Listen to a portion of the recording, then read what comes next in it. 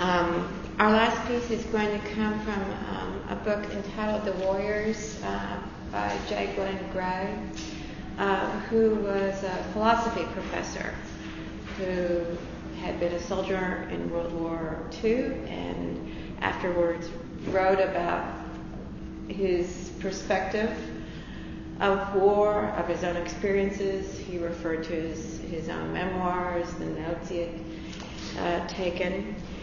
The passage that David is going to read from is from a chapter entitled The Enduring Appeals of Battle. And Gray identifies a number of appeals.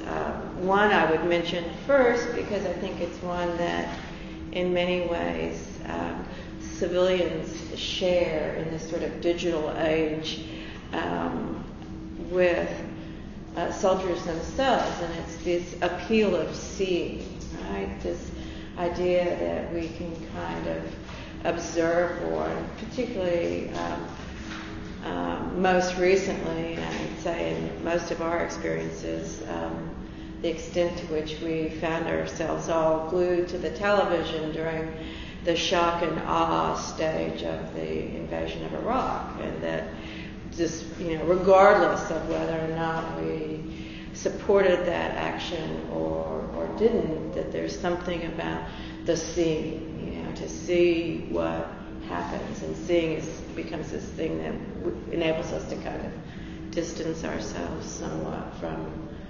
from what is happening. But he also goes on to identify what certainly is resonant for these veterans and others, the importance of camaraderie, and that is for them by and large the thing that makes the experiences that they had meaningful in ways that are difficult to communicate to people who don't share that sense of closeness under the most extraordinary circumstances.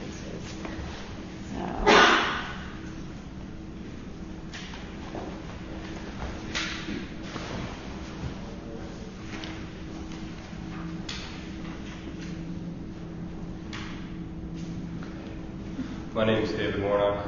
I was also in the infantry in the Army, and I did 2 tours, one in Baghdad and one in Diyala province. And I will be reading from The Enduring Appeals of Battle. Another appeal of war, the communal experience we call comradeship, is thought, on the other hand, to be especially moral, and the one genuine advantage of battle that peace can seldom offer. Whether this is true or not deserves to be investigated. The term comradeship covers a large number of relationships, from the most personal to the anonymous and general, and here I will consider only some essential of military comradeship. What calls it into being in battle, what strengthens or weakens it, what is its essential attraction? The feeling of belonging together that men in battle often find a cementing force needs first to be awakened by an external reason for fighting, but the feeling is by no means dependent on this reason. The cause that calls comradeship into being may be the defense of one's country, the propagation of the one true religious faith, or the passionate political ideology. It may be the maintenance of honor or the recovery of a Helen of Troy. So long as there is a cause, the hoped-for objective may be relatively unimportant in itself. When through military reserves or the fatiguing and often horrible experiences of combat, the only original purpose becomes obscured. The fighter is often sustained solely by the determination not to let down his comrades. Numberless soldiers have died, more or less willingly, not for country or honor or religious faith, or for any other abstract good, but because they realized that by fleeing their post and rescuing themselves, they would expose their companions to a greater danger. Such loyalty to the group is the essence of fighting morale. The commander who can preserve and strengthen it knows that all other psychological or physical factors are little in comparison. The feeling of loyalty is the result, and not the cause, of comradeship. Comrades are loyal to each other spontaneously and without any need for reasons. Men may learn to be loyal out of fear or from rational conviction, loyal even to those they dislike. But such loyalty is rarely reliable with great masses of men, unless it has some cement and spontaneous liking and the feeling of belonging. Though comradeship is dependent on being together physically in time and space, it is not a herding animal instinct. Little can be learned, I am convinced, from attempting to compare animal and human forms of association. In extreme danger and need, there is undeniably a minimal satisfaction in having others of your own species in your vicinity. The proverb that misery loves company is not without basis, particularly in situations where defense and aggression are involved. But it is equally true that men can live in the same room and share the same suffering without any sense of belonging together. They can live past each other and be irresponsible toward each other, even when their welfare is clearly dependent on cooperation. What then are the important components of comradeship if physically presence is only a minimal condition? The one that occurs immediately is organization for a common goal. Even a very loose type of organization can induce many people to moderate their self-assertiveness and accommodate themselves to a direction of superpersonal will. Everyone is aware of the vast differences between a number of men as a chance collection of individuals and the same number as an organized group or community. A community has purpose and plan, and there is in us an almost instinctive recognition of the connection between unity and strength. Those who stand in disorganized masses against smaller groups of the organized are always aware of the tremendous odds against them. The sight of huge crowds of prisoners of war being herded toward collection centers by a few guards with rifles slung over their backs is one filled with pathos. It is not the absence of weapons that makes these prisoners helpless before their guards. It is the absence of a common will, the failing assurance that others will act in concert with you against the conquerors. But organization is of many kinds, and the military kind is especial in aiming at common and concrete goals. The organization of a civilian community, a city for example, is not without goals, but they are rarely concrete, and many members are hardly aware of their existence. If the civilian community has goals with more reality and power to endure than military goals, as I believe it does, its goals are, nevertheless, unable to generate the degree of loyalty that a military organization can. In war, it is a commonplace of command that the goals of the fighting forces need to be clear and to be known. Naturally, the overall goal is to win the war and then go home. But in any given action, the goal is to overcome the attacking enemy, or if you are an attacker, win the stated objective.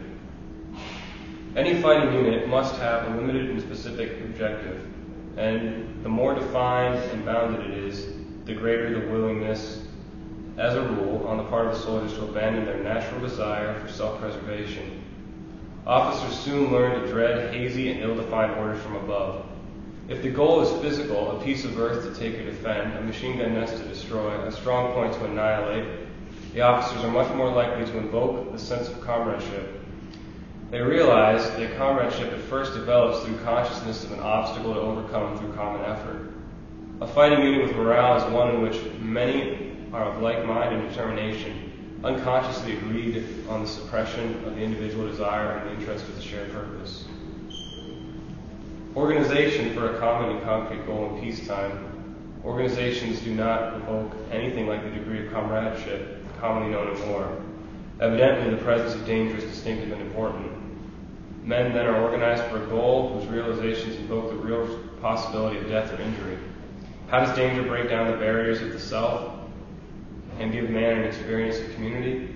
The answer to this question is the key to one of the oldest, most enduring incitements to battle. Danger provides a certain spice to experience. This is common knowledge. It quickens the pulse and makes us more aware of being alive by calling attention to our physical selves. The thrill of the chase and hunting, of riding a horse very fast, or driving an automobile recklessly is of this sort. But the excitement created in us by such activities has little communal existence or significance. Its origins appear to be sexual, if we understand sex in the wide sense given to it by Freud. The increased vitality we feel where danger is incidental is due to the awareness of mastery over the environment. It is an individualist, not a communal drive. The excitement and thrill of battle, on the other hand, are of a different sort, for their danger is central and not incidental. There is little of the play element about combat, however much there may have been training for it. Instead, for most soldiers, there is a hovering, inescapable sense of irreversibility. This is for keeps, as soldier slang is likely to put it. This profound earnestness is by no means devoid of lightheartedness, as seen in teasing and horseplay, but men are conscious that they are on a one-way street, so to speak, and what they do or fail to do can be of great consequence. Those who enter into battle as distinguished from those who only hover on its fringes do not fight as duelists fight. Almost automatically, they fight as a unit, a group. Training can help a great deal in bringing this about more quickly and easily in an early stage, but training can only help to make actual what is inherent. As any commander knows, an hour or two of combat can do more to weld a unit together than can months of intensive training. Many veterans who are honest with themselves will admit, I believe, that the experience of communal effort in battle, even under the altered conditions of modern war, has been a high point in their lives. Despite the horror, the weariness, and the grime, and the hatred, participation with others in the chances of battle had its unforgettable side, which they would not want to have missed. For anyone who has not experienced it himself, the feeling is hard to comprehend, and for the participant, hard to explain to anyone else. Probably the feeling of liberation is nearly basic. It is this feeling that explains the curious combination of earnestness and lightheartedness so often noted in men in battle. Many of us can experience freedom as a thrilling reality, something both serious and joyous, only when we are acting in unison with others for a concrete goal that costs something absolute for its attainment. Individual freedom to do what we will with our lives and our talents, the freedom of self-determination, appears to us most of the time as frivolous or burdensome. Such freedom lives as empty and alone, feeling undirected and insignificant. Only comparatively few of us know how to make this individual freedom productive and joyous. But communal freedom can pervade nearly everyone and carry everything before it. This elemental fact about freedom the opponents of democracy have learned well, and it constitutes for them a large initial advantage. The lightheartedness that communal participation brings has little of the sensuous or merely pleasant about it, just as the earnestness has little of the calculating or rational. Both derive instead from a consciousness of power that is supra-individual. We feel earnest and gay at such moments because we are liberated from our individual impotence and are drunk with the power that union with our fellows brings. In moments like these, many have a vague awareness of how isolated and separate their lives have hitherto been, and how much they have missed by living in the narrow circle of a family or a few friends. With the boundaries of self expanded, they sense a kinship never before known. Their I passes insensibly into a we. Mine becomes our, and individual fate loses its central importance. At its height, this sense of comradeship is an ecstasy not unlike aesthetic ecstasy previously described. Though occasioned by different forces, in most of us there is a genuine longing for community with our human species, and at the same time an awkwardness and helplessness about finding a way to achieve it. Some extreme experience, mortal danger, or the threat of destruction is necessary to bring us fully together with our comrades or with nature. This is a great pity, for there are surely alternative ways, more creative and less dreadful, if men would only seek them out. Until now, war has appealed because we discover some of the mysteries of the communal joy and its forbidden depths. Comradeship reaches its peak of battle. The secret of comradeship has not been exhausted, however, in the feeling of freedom and power instilled in us by communal effort in combat. There's something more and equally important. The sense of power and liberation that comes over men at such a moment stems from a source beyond the union of men. I believe it is nothing less than the assurance of immortality that makes self-sacrifice at these moments so relatively easy. Men are true comrades only when each is ready to give up his life for the other, without reflection and without the thought of personal loss. Who can doubt that every war, the 2 world wars no less than the former ones, has produced true comradeship like this? Such sacrifice seems hard and heroic to those who have never felt communal ecstasy. In fact, it is not nearly so difficult as many less absolute facts in peacetime and in civilian life. For death becomes a measure of unreal and unbelievable to one who is sharing his life with his companions. Immortality is not something remote or otherworldly, possibly or probably true and real. On the contrary, it becomes a present and self-evident fact.